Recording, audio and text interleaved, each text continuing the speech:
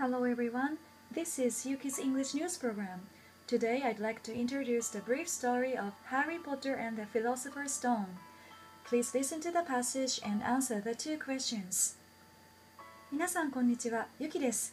今週は夏休み特別号としていつものニュースをお休みしてハリー・ポッターと賢者の石の物語の冒頭の部分を簡単な英語で紹介したいと思います。英文を聞いた後、2問のクイズに答えてください。Okay, let's get started.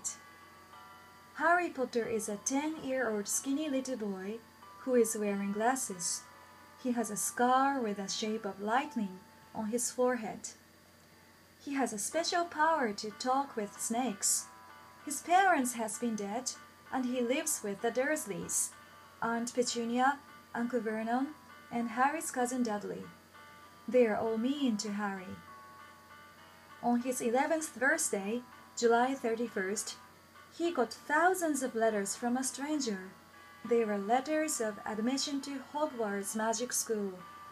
Hagrid, the guard of wood of Hogwarts, came to pick up Harry. Hagrid told him that Harry's parents had not been killed in a traffic accident, but that they were killed by Lord Voldemort, a master of the dark arts. Wizards and witches were scared of Voldemort. They called him you-know-who. では、クイズの答えです。Question 1. ハリーはどんな特別な能力を持っていましたかという問題です。正解は C. 蛇と話せるです。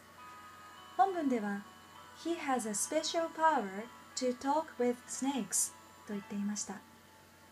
Question 2. ハリーの両親はなぜ亡くなったのですかという問題です。正解は B. 殺されてしまったでした。本文では Hagrid told him that Harry's parents had not been killed in a traffic accident つまりハグリッドが言うことによるとハリーの両親は、交通事故で亡くなったのではなくて but that they were killed by Lord Voldemort, a master of the dark arts、闇の帝王のヴォルデモート教に殺されてしまったということでした。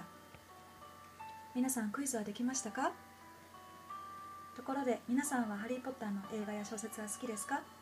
私はハリー・ポッターのことなら何時間でも話せるくらい大好きです。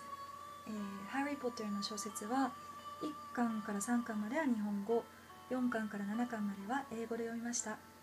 英語版で面白かったなという表現を少し紹介すると、例えばロード・ヴォルデモートの呼び方は日本語訳では例のあの人と訳されていますけれども、英語の原文だと you-know-who になっていたりして、その他にも面白い英語がたくさんあったので、英語版もすごく面白かったし、改めて日本語訳の翻訳者さんもすごく上手に訳してるなと思いました。